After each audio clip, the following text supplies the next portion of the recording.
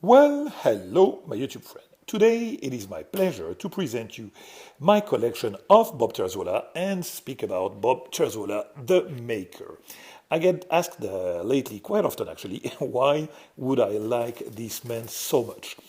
Well, if it's not obvious enough, I will try to make my point, one by one, without any preparation or staging, other than making them, align like that chronologically.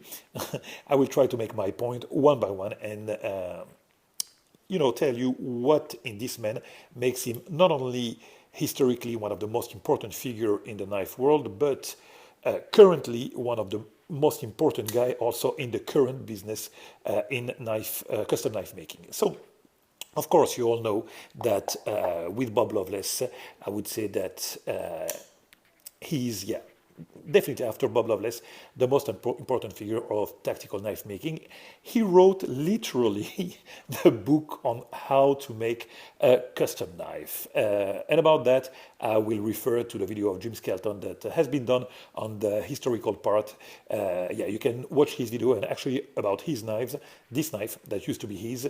This part is well done. So, let's forget about that because that is something that you all know and try to explain you why he is currently again one of the important creator of things and still a really master in the knife community. So after all of those years, I mean, here is a man that a couple of years ago thought that flippers were a kind of dangerous mechanism and didn't want to use flipper for ages. And 2 years ago, because probably of the evolution of the mechanism of the better,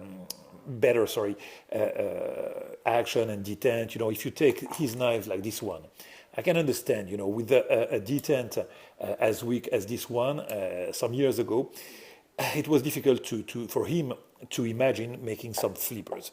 So after improving his detent, he started to make some flipper. And man, look at that. I mean, now what do we have? We have a detent that is just the perfect ratio.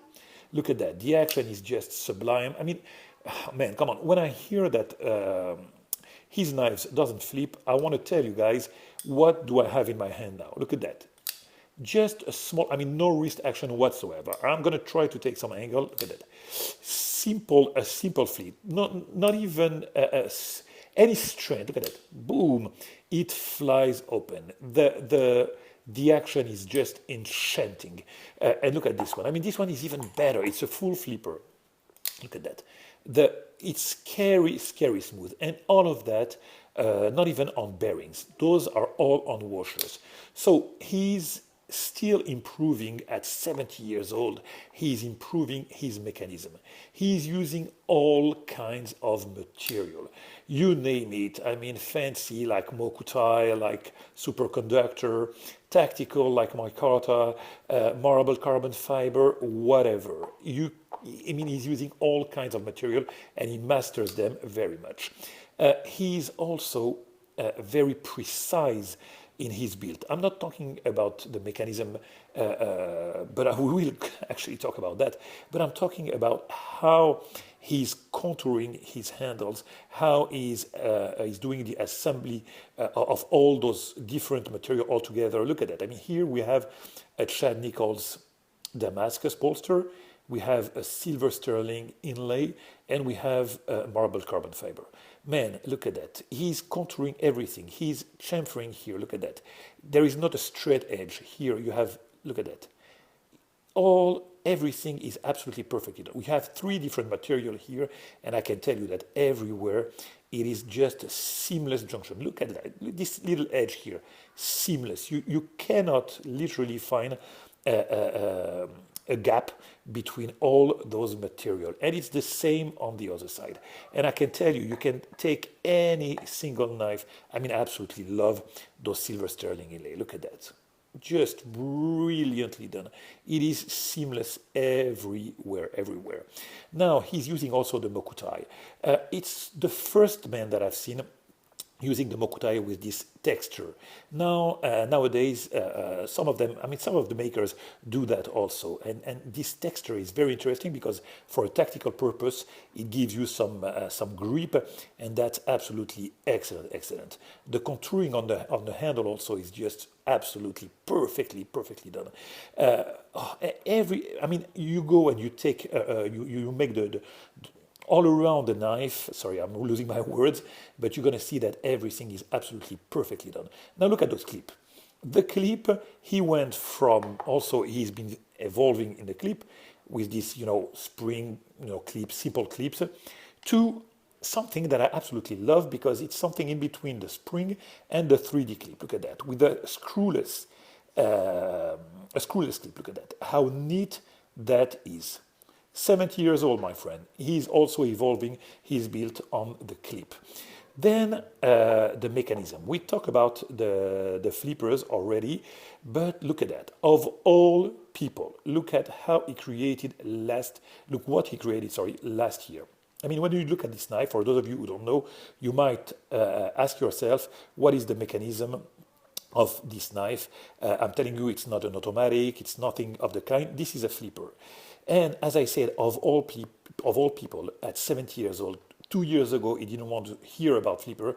He creates the best flipper tab on earth, and I'm not speaking lightly here. I've been relentlessly saying that flipper tabs should be, even with the pivot or just up above, with some jimping, and just a small flipper tab would be enough. If it looks just up like that, it would be enough. I mean, Bob has been over my better expectation.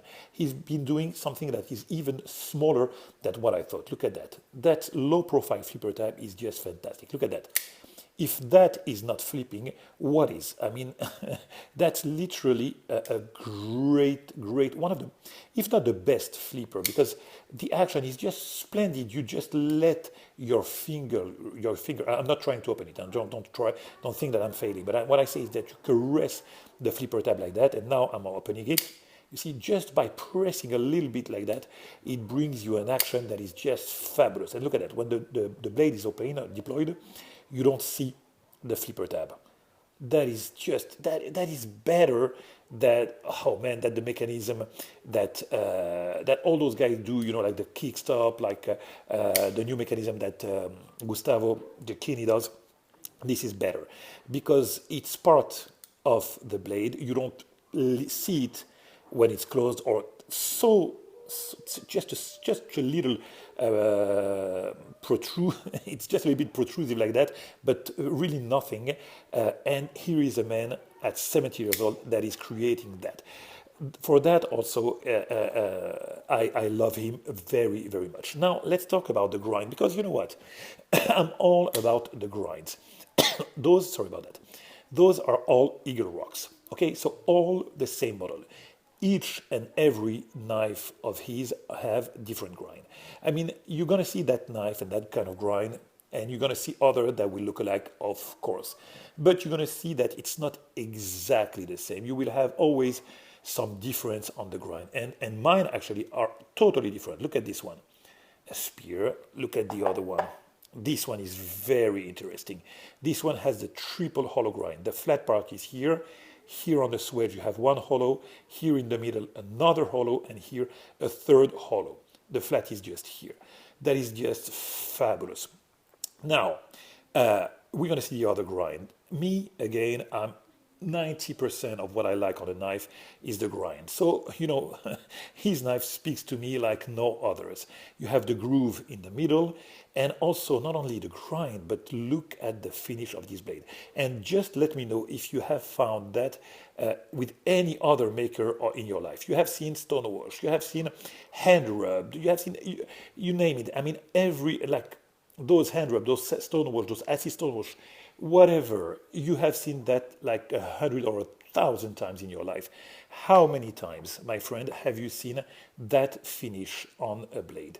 Never, simply never. This is the only guy that does this kind of satin with a delicate stone wash.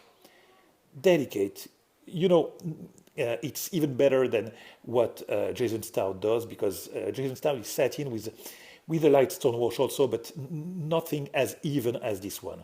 It's a random pattern. You can check, his blades. But also, I like what Jason does also about on the blade, on his finish, because it's also very unique. But this is really unique. The finish is a process that is time consuming and very difficult to obtain, and to have something like that, I really hope that the video does it the justice, and that you can see what I have in front of my eyes. So that is unique. So look at this grind also. Look at this, oh man, look at this perfect Persian grind. Here you can see with the reflection of the light what I see about the finish of this satin. This is just an exquisite blade shape. Look at that. I mean, I don't know about you, my friend, but me, again, as I told you already, I'm all about the grind, the grind, the grind, and the grind. And those grinds are just excellent, excellent. Look at the grind on this one also. A compound grind with this beautiful finish again. It's, oh man, it's seamless. I mean, you're not gonna find any flow. It's even on every side. It's a surgical precision on the grinding. Every knife is consistent. You have consistency of whatever he's going to do on the finish on his handle, on his grinding, on the finish of his satin. That is just absolutely excellent. Oh man, I'm always, it always moves me when I look at his knives. Now this knife is really interesting. It's the knife that he did for the TKI. Look at this clip. Look how beautiful this clip is. Just fantastic. So he did it, and what is important on this knife is, first of all, the grind on this knife is just fabulous. Let me try to help you through that grind that is really complex. So here the flat is here. It's very difficult to see because it's Damascus, and after here the groove you have a line. So the flat is here, and here you cannot tell, but here it's a hollow, here it's a hollow, here it's a hollow, and here you have a delicate swedge also. This is just fantastic, beautiful, beautiful grind with the precision of another planet. And the steel on this one is also just splendid. He uses the Tirpitz.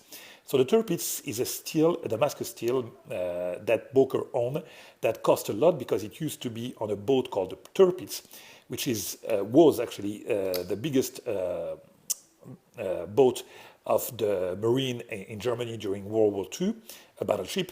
It has been sunk by the enemies, and they took the blade steel from the steel from the cannons, and they now forge him in Boker. And I can tell you, it's a very rare steel, and it's an object of history. And overall, the look of it looks like a big boat. Look at that. Just, yeah, something special about this one. Something special also about this one, actually, because of the new mechanism, and also one point that, again, I told you I absolutely love about Bob, which is the creation. Even now, he's still creating. The Senmai Damascus is an armored Damascus, recent one from Chad Nichols. Beautiful one, and again, a different grind, like no others. So, I hope that I made my point right. Of course, you're going to have better flipper. I'm pretty sure. That's absolutely sure. Of course, you're going to have some other knife from new maker that are going to be more fancy. I don't know. But to me, if Bob speaks to me, it's because all those reasons. The history, the work on the different material, the precision of the material, I mean, the assemblance of the material on the handles, the precision of the grind, the finish of this satin that you have, the use of a really special material like this Damascus. All of this all together makes for a unique man in the knife community, historically and even currently, because he's still making new things every time. And for that, I love him. And for that, I really hope that this video will bring some light to those who are wondering why Bob is still an accurate maker. If he is not, nobody should be. And on that point, I'm going to stop and catch you very soon for another video. Hope you enjoyed this one, my friend.